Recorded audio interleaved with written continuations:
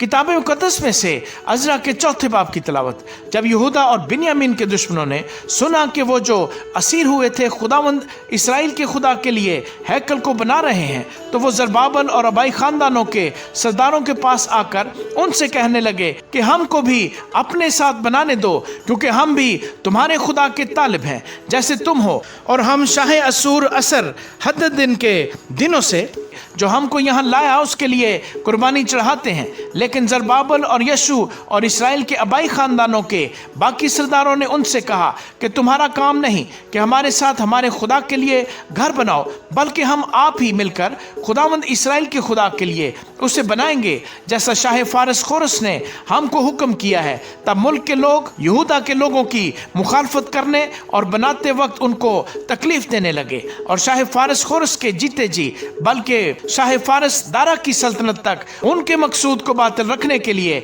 उनके खिलाफ मशीरों को उजरत देते रहे। और अक्सवीरिस के अहद सल्तनत यानी उसकी सल्तनत के शुरू में उन्होंने यहूदा और यरूशलेम के बाशिंदों की शिकायत लिख भेजी। फिर अर्थखशिस्ता के दिनों में बिशलाम और मित्रदात और ताबील और उसके बाकी रफीकों ने शाह फारस अर्थखशिस्ता को लिखा। उनका खत अरामी हरूफ और अरामी जुबान में लिखा था। रहूम दीवान और शमसी मुंशी ने अर्थखशिस्ता बादशाह को यरूशलेम के खिलाफ यूं खत लिखा। सो रहूम दीवान और शमसी मुंशी और उनके बाकी रफीकों ने जो दीने और फारसतिके और तरफीले और फारस और इर्क और बाबल और सोसन और दह और इलाम के थे, और बाकी उन कौमों ने जिनको उस बुजुर्ग शरीफ असनफर ने पार लाकर शहर सामरिया और दरिया के इस पार के बाकी इलाके में बसाया था, वगैरह वगैरह, इसको लिखा। उस खत की नकल जो उन्होंने अर्थखशिस्ता बादशाह के पास भेजा ये है। आपके गुलाम यानी वो लोग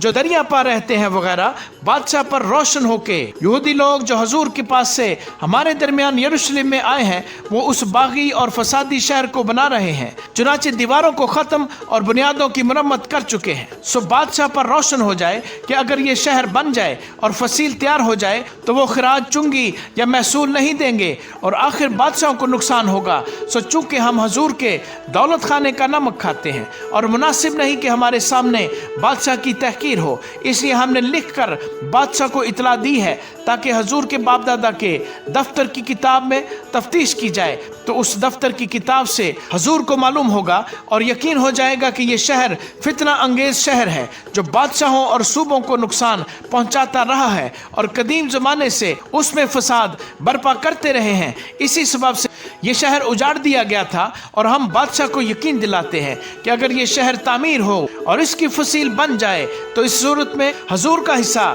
दरिया पार कुछ ना रहेगा। तब बादशाह ने रहूम दीवान और शमसी मुंशी और उनके बाकी रफीकों को जो सामरिया और दरिया पार के बाकी मुल्क में रहते हैं ये जवाब भेजा कि इस्लाम वगैरह जो ख़त तुमने हमारे पास भेजा वो मेरे हजूर साफ साफ पढ़ा गया, और मैंने हुक्म दिया और तफ्तीश हुई और मालूम हुआ कि इस शहर ने कदीम ज़माने से बादशाहों से बगावत की है और फितना और फसाद उसमें होता रहा है, और यरूशलेम में जोरावर बादशाह भी हुए हैं जिन्होंने दरिया पार के सारे मुल्क पर हुकूमत की है और खराज चुंगी और महसूल उनको दिया जाता था। सो तुम हुक्म जारी करो कि ये लोग काम बंद करें और ये शहर न बने जब तक मेरी तरफ से फरमान जारी ना हो। खबरदार इसमें सुस्ती ना करना, बादशाहों के नुकसान के लिए खराबी क्यों बढ़ने पाए। सो जब अर्थखशिस्ता बादशाह के खत की नकल रहूम और शमसी मुंशी और उनके रफीकों के सामने पढ़ी गई तो वो जल्द यहूदियों के पास यरूशलेम को गए और जबर और जोर से उनको रोक दिया। तब खुदा के घर का जो यरूशलेम में है काम मौकूफ हुआ और शाह फारस दारा की सल्तनत के दूसरे बरस तक बंद रहा। आमीन।